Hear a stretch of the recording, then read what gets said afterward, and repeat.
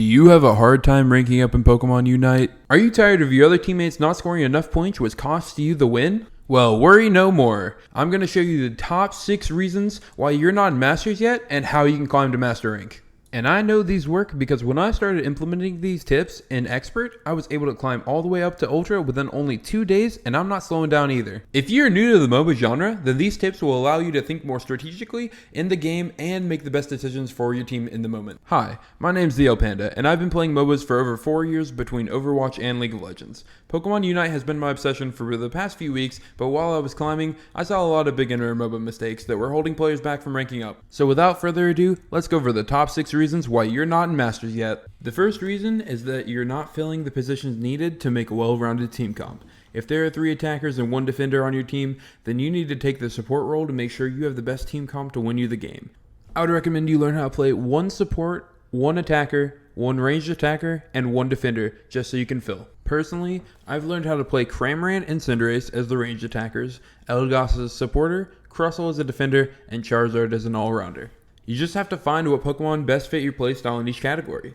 If you're not sure if you want to spend the coins or gems unlocking the Pokemon, you can go into the practice area where you'll be able to play with Pokemon you haven't purchased yet against the CPU, and you'll be able to make a more informed decision that way. The one caveat to this rule is that you don't necessarily need an all-rounder class. They are less important than any other Pokemon type in the game right now, but I would still recommend you learn how to play either Lucario or Machamp, as they're both great in the meta. The second tip is that you need to be playing the objective, because that's how you win the game. I know this one's kind of obvious, but trust me, I've seen over and over again where someone plays a Cinderace or another ADC and they just get kills the entire game and do not score anything. I had a lot of games I played with either a Cinderace or a Lucario, and they had gotten 17, 18, maybe even 20 kills, but they had scored even less than the kills that they'd gotten. And I know some characters naturally score less due to low mobility, but those are 2 of the top mobility characters in the game, and they should definitely be able to score at least a little bit more points than that.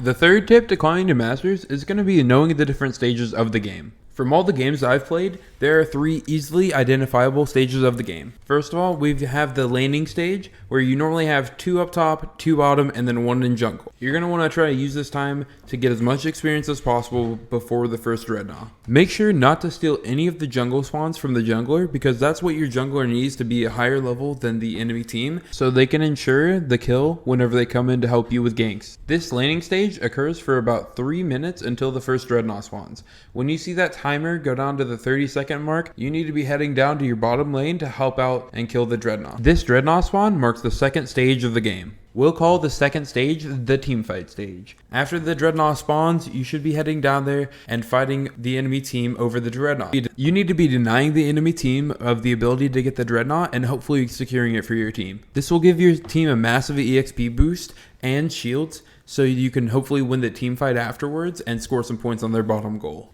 If you do end up taking the bottom goal, make sure not to overextend to the second goal unless the whole team is dead, and you can see that, because they can use the jump pads to get over to that goal very quickly and overwhelm your team and easily win back that experience that they just lost from the Dreadnought. Third and final stage of the game is going to be the Zapdos stage.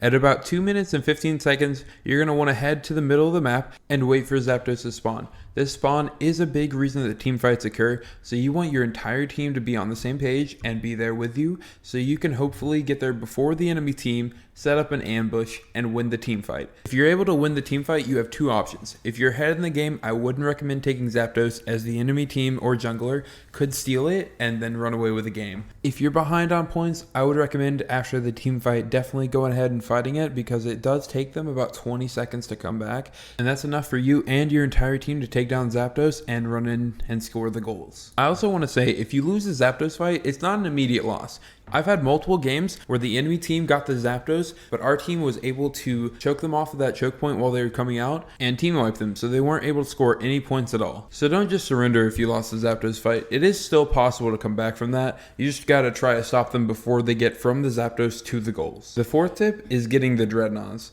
Like I said earlier, they're a very crucial part of the game. Getting that extra XP will lead you to easier team fights for your entire team just because you're higher level than the opposite team. So make sure every time that you're looking at the map and you see that Dreadnought countdown at the bottom to go for it with your entire team, because those Dreadnought fights can be early indicators of who's going to win and lose the game. If you're able to secure all 3 Dreadnoughts throughout the game, then your team's going to be at least 2 to 3 levels higher than the enemy team by the Zapdos fight, except for maybe the enemy jungler. And you may be asking yourself, what about the top goal? If we're all going for the bottom Dreadnought, wouldn't someone from the other team easily be able to score on us and destroy that goal?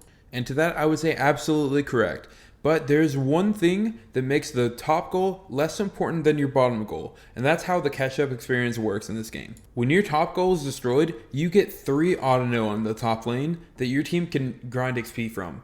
But when your bottom goal is destroyed, you only get 2, which will obviously give less experience. We can think about it this way. You get to the Dreadnought, your team's able to overpower the enemy team and take the Dreadnought fight. Now you have more experience and shields. If you're able to take the team fight and win, you can also go score on their goal and knock out their bottom goal. Then immediately after, your team can just back to base, run up the top lane, and get the XP from the auto-nos that just spawned from the top goal being destroyed. Coupling the auto-no XP and the Dreadnought XP means that you'll be way further ahead than the other team's levels. And if you get a snowball going like this, you can easily run around and kill the other team members on the opposite lanes and take their experience as well, leaving them further behind. And the further you get ahead from the opposite team, the better for the Zapdos fight, because you'll just be able to steamroll them and then take Zapdos pretty easily.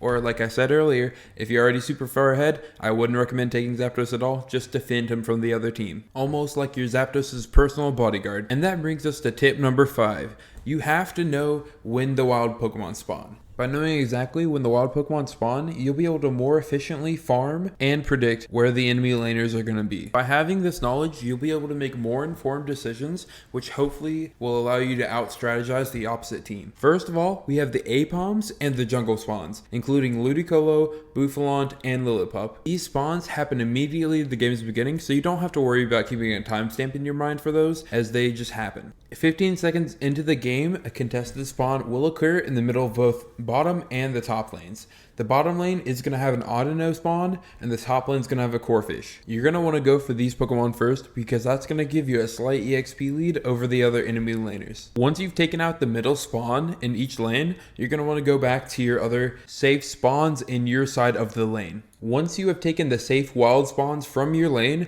you're going to have some downtime in between that time, the 9-minute mark when Corphish spawns. During that 10 to 15 seconds of downtime, you're going to want to be on the lookout for some intel on the whereabouts of your enemies. But once that 9-minute mark hits, you're going to want to be at your lane where the Corphish spawn, here on bottom and here on top. Once you've cleared the Corphish spawns, you need to immediately get ready for the Combees and the Vespiquens, because they spawn at 8 minutes and 50 seconds. Combees and Vespiquens are another contested spawn in the middle of your lane. If you didn't get the Corphish or auto-no contested spawn at the beginning of the game, this is your chance to go ahead and catch up on the EXP lost. You're going to want to be poking the enemy team with your basic attacks or any ranged attacks that you have to keep them away from those Combees so you can get the most XP possible. If you're a jungler, this point is also crucial because you can see where the enemies are normally because they're trying to contest the Combees themselves. You can then gauge which lane would be best to gank in so you can hopefully get a kill and maybe score some points too. The last wild spawns we're going to be talking about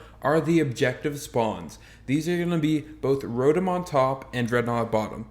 These both spawn at 7 minutes in, and then after they are defeated, exactly 2 minutes after that point, they will respawn. So it might be a good idea to track exactly when the Dreadnought was killed so you can accurately gauge when you need to be ready for the next one. It's also worth knowing, whenever Zapdos spawns at the 2-minute mark, both Dreadnought and Rotom will despawn no matter how much health they have left. So if you're fighting either of them and there's only 5 seconds left before Zapdos spawns, then it's almost not even worth going for them. Instead, you should be setting up in the middle to make sure that you can take on the team fight for Zapdos. This last tip is probably going to be one of the most important tips for not only climbing in Pokemon Unite, but really any MOBA at all. And that's going to be map awareness. You need to be aware of the map at all times, or as much as possible, so you can have the most information out of anyone on your team. If you have information on where the enemy is, you'll be able to set up ganks and rotate to any lane that needs help in the moment. And while this tip is especially important for junglers,